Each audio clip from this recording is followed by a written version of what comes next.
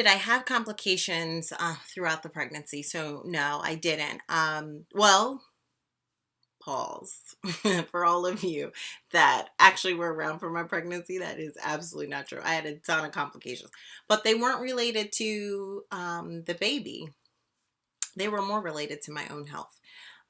So the baby was wonderful and fine, very healthy all the time, which was again allowed us to play a lot of games with our mind because some of the known health concerns that do come with a diagnosis of Down syndrome, such as like heart defects and concerns with development. That wasn't our story. Amari was tested several times while in the womb for heart defects and concerns with the heart, and nothing showed up, which was just God's biggest blessing outside of just him being born. And so we were just so happy every time we were at the doctor's and would have an echocardiograph, and it would come back beautifully with no concerns at all. It would lead us to think, well, does he really have Down syndrome? Right? Because it was just us still thinking of Down syndrome aligned with a deficit.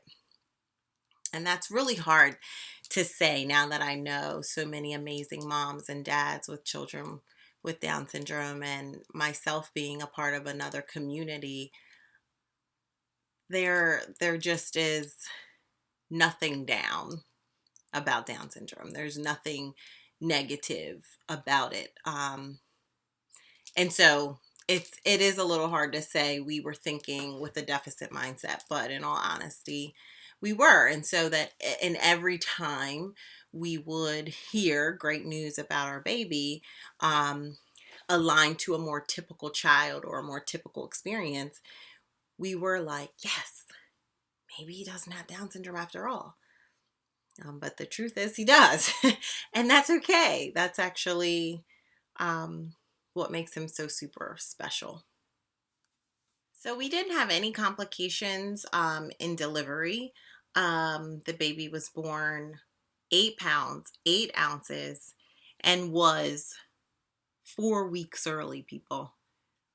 I could have totally had like a news crew in my hospital bedroom if he were born at full term. He was going to be easy 13 pounds maybe.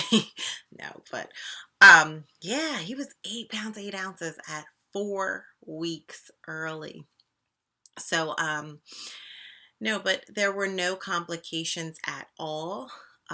In fact, this was a different kind of delivery for me because my previous children were born with inductions. So I was very planned, very regimented. I knew what was going to happen. And the doctors were kind of walking me through every step. This time, the baby came the day before my induction date.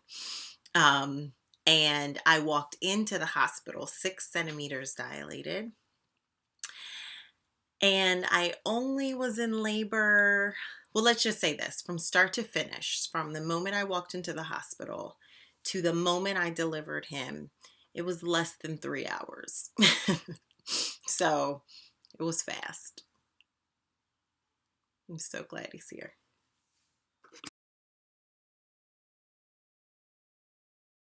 Getting involved with the Down syndrome community was the most important thing that I could have done while pregnant. It was the absolute changing moment. It was the pivot in this entire birth story that changed my perspective, my viewpoints, my understanding, my comfort, my acceptance. It was pivotal. I got to talk to mothers that were just like me. And they talked about their children just like I talk about my children.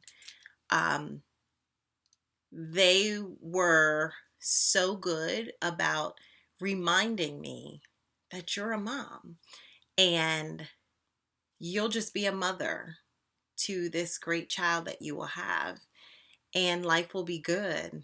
Life will have challenges, just like they will with your other children. Life will serve you a curveball, just like it always does.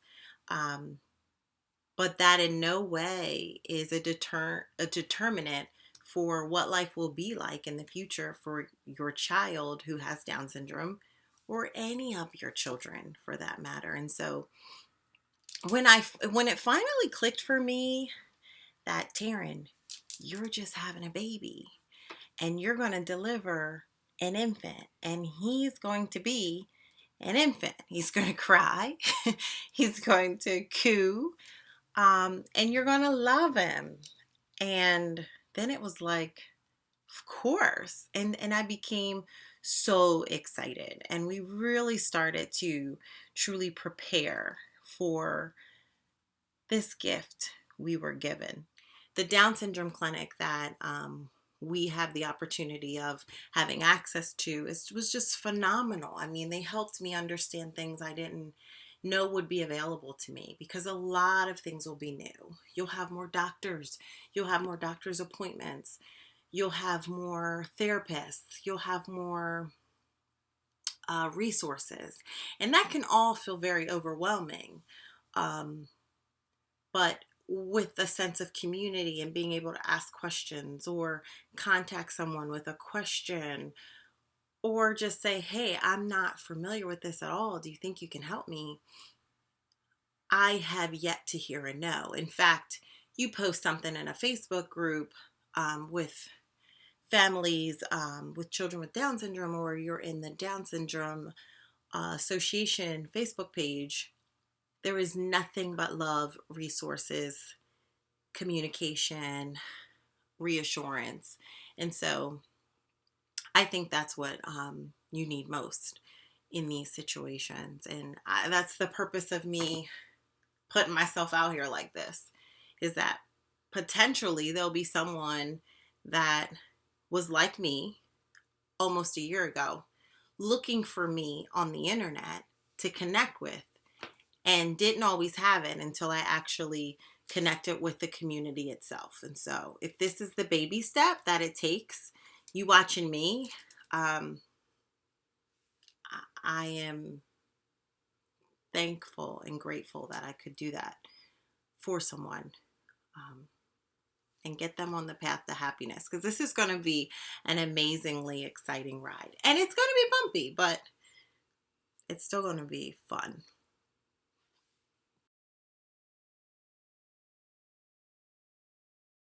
So I'll close out with this.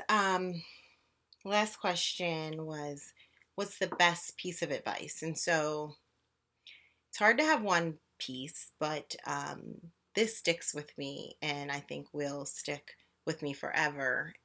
It helps have perspective. So this piece of advice I got from actually several people in the community. So I can't even say who told it to me first, but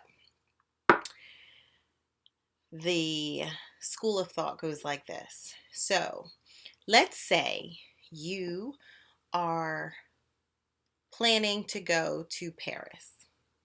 And so you have gotten all of the books on French language, French cuisine, sights to see.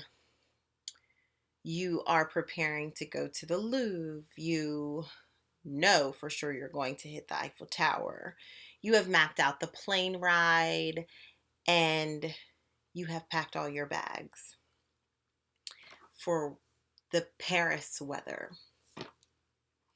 And you get to the airport ready to go, plane ticket in hand, and you are informed that your trip will no longer be to Paris. It is now going to be to Australia. And so immediately you think, wait a minute, I packed for Paris. I studied the French language, the French cuisine.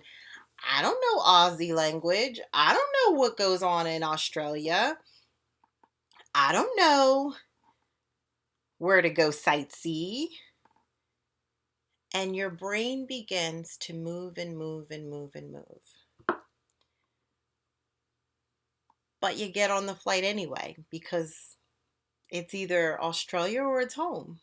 So you get on the flight, you get to Australia, and the minute the flight lands and you get to look around and see what you see, you realize that, oh, this is pretty cool.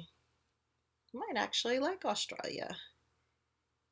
You go to your first stop. You stop to get someplace to eat. You look at the menu. They got some really good options. You look around, you see people loving their food. You have a bite to eat. It's amazing. You then walk the street looking for your hotel. And again, your experience is different, but it's still good. In fact, in some ways, maybe it's even better than what it would have been if you were in Paris. And so the ride will be exciting and it will be fun, but it will be different than what you had planned. And so when someone shared that with me, it all clicked. Like, yeah, this may be different. I'm not sure what to expect. Maybe I think I haven't done this before, but when it happens and you see his face and you meet the great people and you read a little bit more as it pertains to you, you learn that this ride will be different, a little maybe, but it's going to be just as great, just as rewarding, just as exciting, just as exhilarating, just as challenging at some points, just as scary, but still very good, still really good. And so my best piece of advice is enjoy the ride.